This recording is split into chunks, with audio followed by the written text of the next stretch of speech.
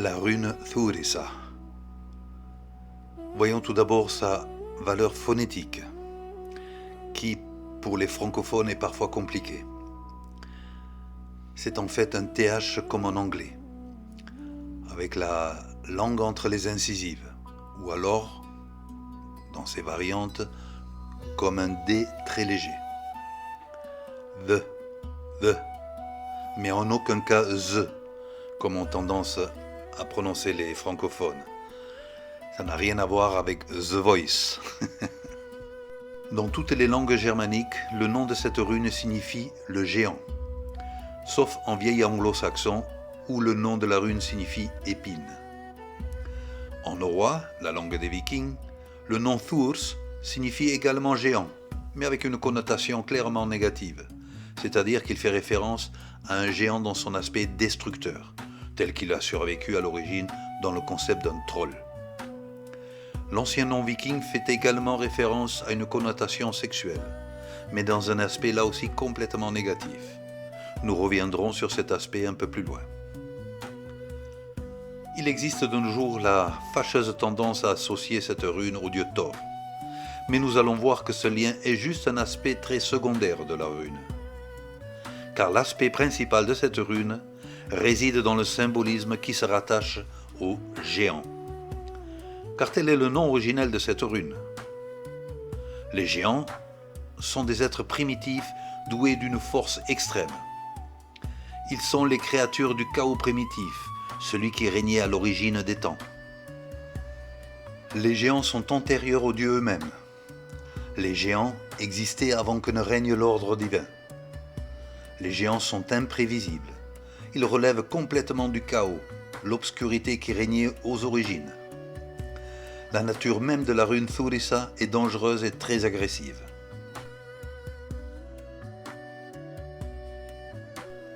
Tout comme les géants, la rune relève d'une nature extrêmement destructrice. La destruction est en effet un des mots-clés qui définit très bien cette rune. Thurissa est une rune qui détruit, elle fait d'énormes ravages lorsqu'elle est employée en magie runique. C'est une rune qui, dans les textes anciens, est presque toujours associée à une pratique visant à un but extrêmement négatif et destructeur.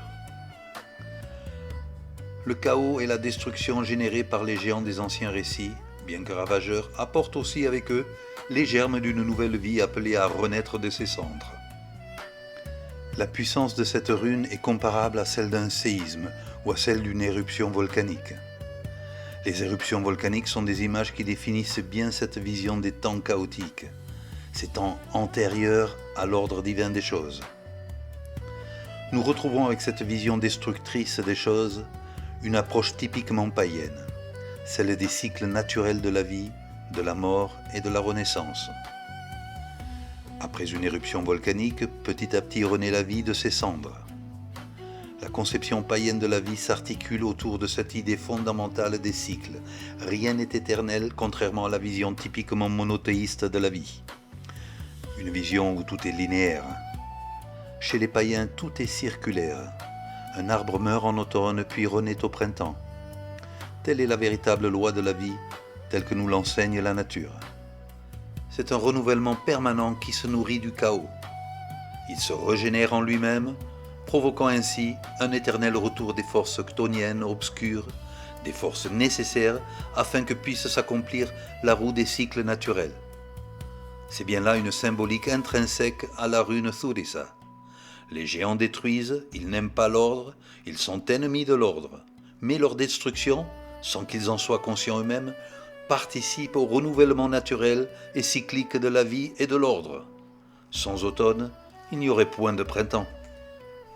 Nous parlons beaucoup ici des géants en général, mais afin de mieux comprendre tout ce qui se cache derrière cette notion de géant, il est important de se pencher un peu sur les géants des textes anciens. Et pour ceux qui ne les connaîtraient pas encore, de faire tout simplement leur connaissance.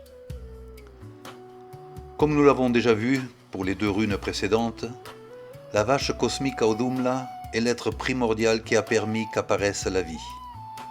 Buri fut le premier géant à être dégagé des glaces. Son nom signifie le père.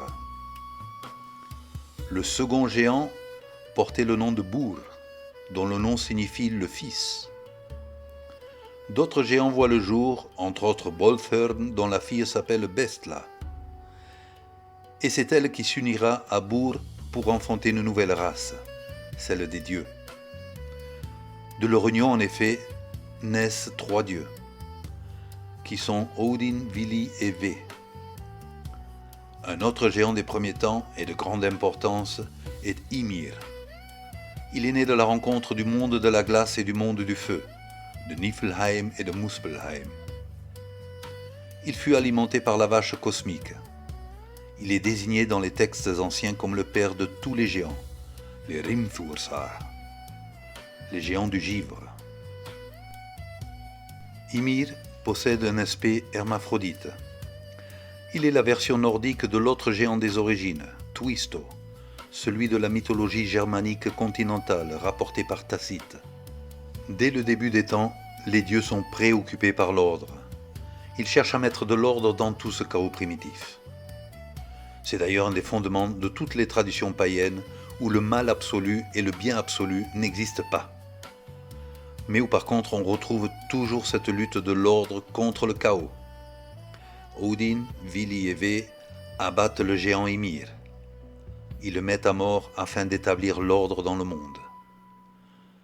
Dans les flots de sang qui s'échappent de son corps, se noient presque tous les géants. C'est un véritable déluge avant l'heure.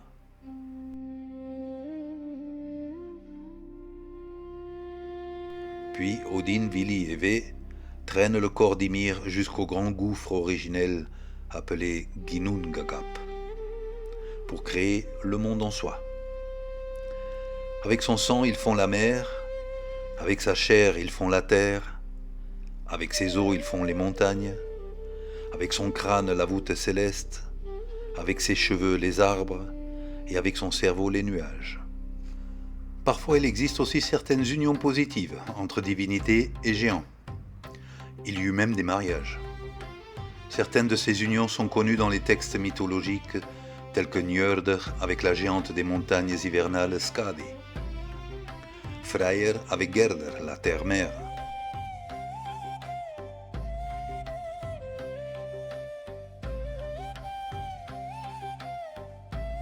Odin avec Gunnlöd.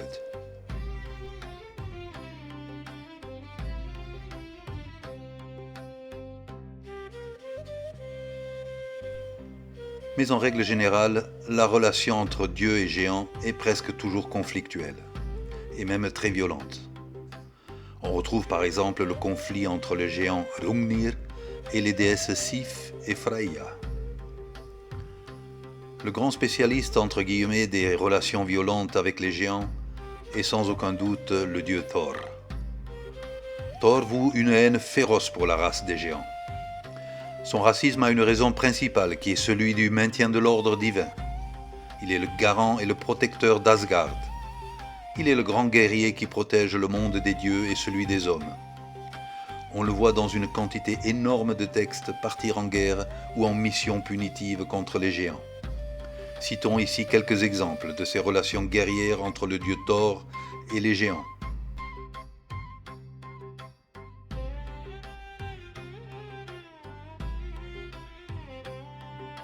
Thor contre Hymir. Thor contre Skrymir. Thor contre Thrymr. Thor contre Thiassi. Thor contre Hrungnir.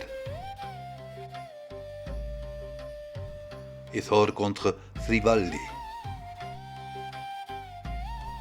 Il nous faut à présent aussi mentionner Loki, qui a de nombreuses similitudes avec la nature des géants. Loki, durant le Ragnarök, est du côté des géants, et non du côté des dieux. Bien que Loki réside parmi les dieux, il n'est en rien une divinité de l'ordre, bien au contraire. Il est le digne représentant de la force chaotique des géants qui sommeillent au sein même du monde des dieux. Il est ce que les Anglais appellent le trickster, le filou. Il est fourbe, malin et malicieux. Ces fourberies sont à l'origine de bien de problèmes, mais aussi de bien d'aventures, qui finissent par être positives. Rappelons encore une fois au passage que le mal absolu n'existe pas dans les traditions polythéistes. Loki en aucun cas n'est le diable. On pourrait presque dire qu'il est un mal nécessaire. Les aventures de Loki dans les textes anciens sont là aussi très nombreuses. Il y a le fameux rap de la déesse Idun par le géant Thiassi où Loki joue un rôle incontournable. Dans la construction d'Asgard, Loki joue également un rôle fondamental. Par la suite, on le retrouve transformé en jument pour distraire les talons géants Svadilfari. Ce dernier finit par monter la jument, Loki, ce qui donnera naissance à Sleipnir, le cheval à 8 pattes qui deviendra le fidèle compagnon du dieu Odin. Loki est aussi le père du serpent monstrueux Jörmungandr. Dans de nombreux textes, Loki accompagne le dieu Thor dans ses sagas lorsque ce dernier se rend dans le monde des géants. Un autre épisode célèbre est aussi celui où Loki vole le collier Brisingamen, le collier de la déesse Freyja. Loki lutte également de manière féroce contre le dieu Heimdall, le gardien du pont arc-en-ciel, qui unit le monde des dieux et le monde des hommes. Et enfin, le mythe le plus célèbre, où encore une fois Loki joue un rôle central, est celui du meurtre du dieu Balder. Toutes les créatures avaient juré à la déesse Frigg de ne jamais pouvoir blesser d'aucune manière que ce soit le dieu de la lumière solaire, le dieu Balder. Toutes les créatures et les plantes, sauf une, le gui. Loki finit par convaincre le dieu Hönir, le dieu aveugle, représentant ainsi les ténèbres et l'obscurité, complètement opposé en cela au dieu solaire Balder, de tirer une flèche de gui sur Balder. Ce dernier mourut. On assiste avec ce mythe fondamental à l'alternance de la lumière solaire et de l'obscurité de la nuit. Tout comme le soleil, Balder reviendra. On assiste là encore une fois à une fourberie de Loki, mais on peut rajouter une fourberie nécessaire afin que s'accomplisse la grande loi des cycles de la vie.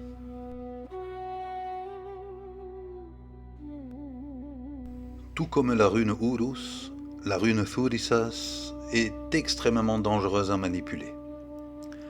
Elle est même encore plus dangereuse car la rune Thurisas a comme première force cette capacité de destruction totale, alors que la rune Urus a comme premier élément la force. Une force qui peut avoir un aspect positif tout comme un aspect négatif. La rune Thurisas, elle, a un aspect très majoritairement négatif. Elle vibre par sa force destructrice par-dessus tout. Celui qui manipule cette rune sans savoir la contrôler se détruit lui-même.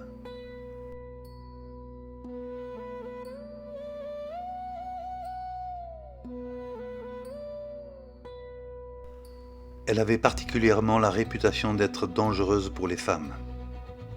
C'est ainsi que nous la présentent plusieurs textes anciens des Eddas. Elle est dangereuse pour les femmes car elle détruit toute possibilité de croissance, de fécondité. Elle rendrait ainsi stérile. Il semble également, selon les anciens écrits, que cette rune détruit la capacité sexuelle de quelqu'un, ce qui est lié étroitement à cette destruction du pouvoir de fécondation. Il est clairement expliqué que les femmes ne devraient pas entrer en contact avec le pouvoir de cette rune. Thurisas représente aussi, d'une certaine manière, la brutalité masculine dans son état le plus primitif, celui des géants. La rune est désignée par certains runologues comme la troll-rune, la rune troll. Ils l'associent aux démons de l'hiver qui réduisent la nature au silence pendant le sommeil hivernal, pendant la mort apparente de l'hiver. C'est dans ce contexte symbolique que nous croisons l'image de l'épine. Dans les pratiques magiques et occultes du Moyen-Âge, la fonction de l'épine était identique à celle de la rune Thurs.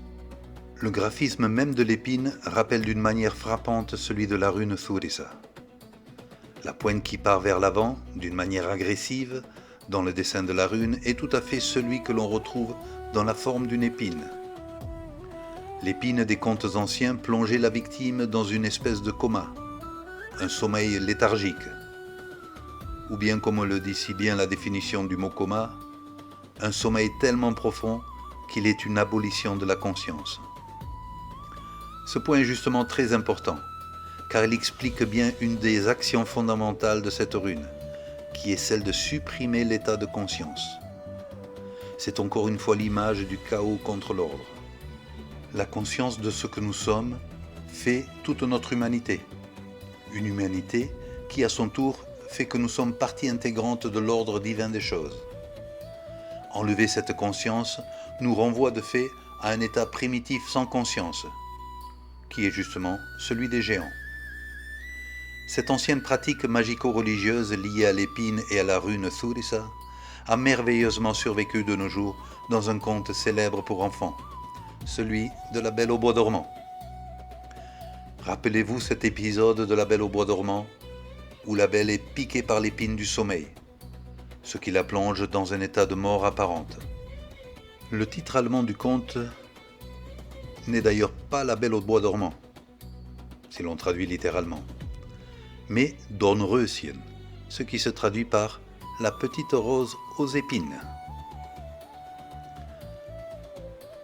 En magie runique, associer l'énergie de la rune Thurissas à une autre rune possède en général un pouvoir destructeur sur cette autre rune. Mais pas toujours, comme nous allons le voir. Le pouvoir destructeur n'agit que sur des runes positives, ou bien des runes neutres. Associer Thurissas à une rune négative en soi ne fait en fait que renforcer cette négativité. Voyons à présent quelques exemples afin de mieux cerner cette idée. La rune Hagalas, par exemple, est une rune plutôt négative en soi. Elle relève des destructions naturelles. Thurissas et Hagalas ensemble ne font donc que renforcer à l'extrême le pouvoir destructeur d'une catastrophe naturelle. Voyons donc maintenant ce qu'il en est lorsque Thurissa est associée à Vunio, la rune du bonheur. Dans ce cas-là, Thurissa est le facteur qui détruit le bonheur, véhiculé par la rune Vunio. C'est la suppression du bonheur en fait. Joindre la rune Thurissa à la rune Tiva équivaut à détruire la notion de victoire ou de justice légale qui représente cette rune. Le résultat de ceci est donc logiquement la défaite ou l'injustice.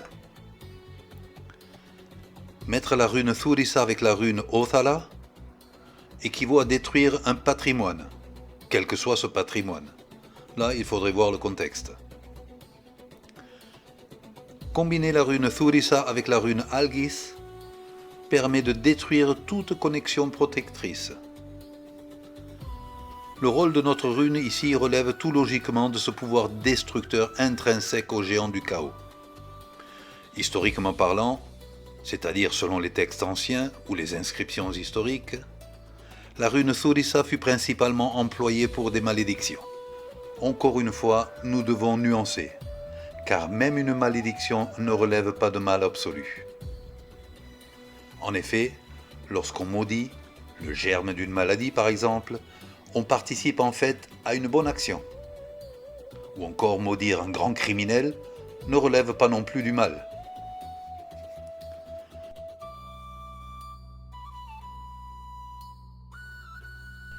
Dans les Eddas, il existe un exemple de malédiction célèbre où il est coutume d'invoquer 3 fois la rune Thurs. Elle se trouve dans le Skirnismal et dit la chose suivante. Avec un Thurs à 3 têtes, il te faudra traîner toujours ou rester sans époux. Que ton cœur se crispe, que la langueur te lacère. Ce Thurs, ce géant à 3 têtes, représente en fait tout simplement la rune Thurs répétée 3 fois. Cette triple représentation de la rune peut se faire par une succession de la rune 3 fois répétée, l'une après l'autre, ou bien en les liant sous forme d'un triskel par exemple. En les liant, on amplifie le pouvoir de la rune. Dans le même livre des Eddas, il existe un autre passage célèbre, une malédiction qui invoque directement la rune. Ce passage est le suivant. Le Thurs je te grave, et les 3 lettres, Ruth, rage et détresse. Je les gratterai comme je les ai gravées ici, si le besoin m'empresse. La rune est ici accompagnée de la formule Rut, rage et détresse, ce qui dans le cadre d'une malédiction fait référence au trouble sexuel pour le mot Rut, à la folie pour le mot rage et à l'instabilité mentale et sexuelle pour la détresse.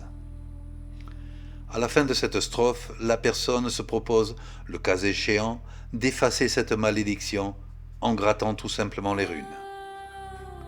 Comme je l'évoquais au début, la rune Thurisaz est de nos jours trop souvent associée directement au dieu Thor.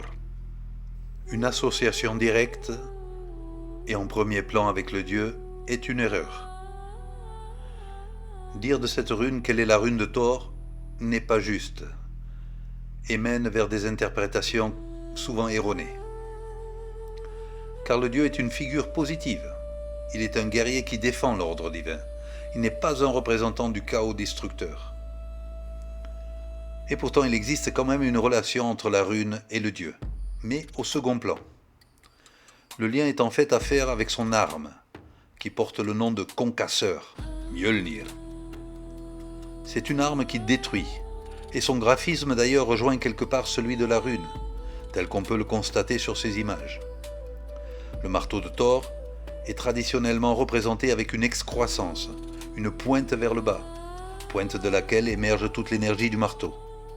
Cette pointe pourrait bien être celle de la rune Thurs. Et lorsqu'on joint cette rune avec une rune Issa, on obtient alors le graphisme stylisé d'un marteau de Thor. L'excroissance du marteau rappelle également le graphisme de l'épine, que nous avons vu avant. Le lien du dieu Thor et de la rune réside également dans le fait que le dieu est l'ennemi juré des géants, géants qu'il cherche à détruire et qu'il combat de manière permanente. Avant de terminer les explications de cette rune, voyons rapidement deux exemples historiques de l'utilisation de la rune Thurs. Le premier exemple, nous l'avons déjà vu pour la rune précédente, c'est la fameuse baguette magique de Roskilde, au Danemark. Cette baguette inscrite de runes sur ses quatre faces présente une suite infinie de runes Ur et Thurs. L'intention claire et nette de cette inscription était d'utiliser le pouvoir combiné de ces deux runes afin de générer une malédiction, en faisant appel à la force sauvage de Ur et au pouvoir destructeur de Thurs. Le deuxième exemple historique est la baguette rituelle de Bergen, en Norvège. Elle fut datée aux alentours de 1200 de notre ère. Elle est très intéressante pour nous car elle est la preuve archéologique de ce que nous enseignent les Eddas, où, comme nous l'avons vu auparavant, il est fait référence à une formule magique utilisant de manière triple la rune Thurs. Cette baguette en bois de Bergen présente justement 3 runes Thurs gravées avec très certainement l'intention d'envoyer une malédiction, ou bien peut-être aussi de se protéger contre toute malédiction. Dans ce cas, on pourrait parler d'une malédiction qui en fait fuir une autre. Un mal en chasse un autre. Ainsi, pour expliquer le sens interprétatif de la rune, on pourrait résumer de la manière suivante. La rune représente les géants du chaos primitif, la destruction, la malédiction, la phase obscure des rythmes cycliques, et enfin, elle représente l'inconscient. Méditer avec cette rune est très dangereux et peu recommandable. Tout comme la rune précédente, elle requiert une force énorme afin de ne pas être blessé soi-même. Elle n'est pas faite pour les faibles. Mais pour ceux qui voudraient quand même la travailler en méditation, voici quelques exemples superficiels pour mettre sur la bonne voie, mais qui restent bien sûr à développer et à approfondir. Pour l'incanter en méditation, il est préférable d'utiliser la version norroise, la version courte, car elle permet de mieux insister sur sa valeur phonétique qui est le TH, le th.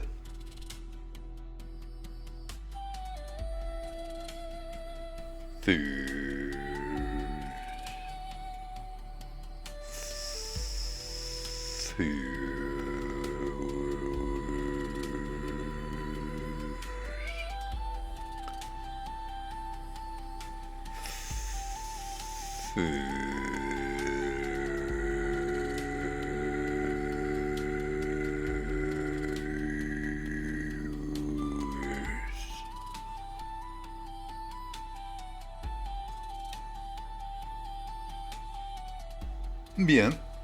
Si vous avez aimé cette vidéo et ses explications, n'hésitez pas à liker et à laisser un commentaire sur YouTube. Ce sera la récompense de tout le travail que cette présentation m'aura donné.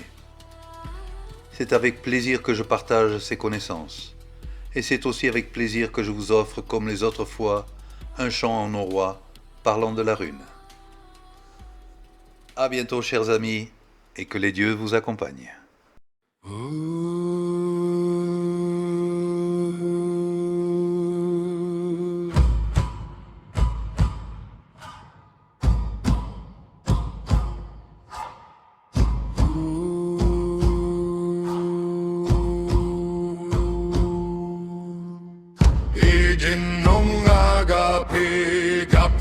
Djupt och dimmt Áður var skópuð Áður resirrisú Þar gektur Sforn og kognar sterkur Eldur og ís í ánum mættust þú Rún rís í myrkri Máttur jötna vagnar Í myrrin forni Ildjótna fadir Úr sveita hans bruttu Þursar margir Fjöll úr beinum Blóðvar ser Húsvarði minn og hólvarðjör Rúniður og eyðing Jotna valdrúís Úri reis fyrst úrís í borinn Borsonur hans et góða hóf Óðinn vil í vegu í mig Skiptu heim úr holdi jötuns En þursar lífa í myrkri bíða Fornt hatur milli góða og jötna Í skarði sitja Essir í veldi En utan garðsknýr jötna heimur Þar rístur steinbrot og stormur Myrkra mátur móti góðuðum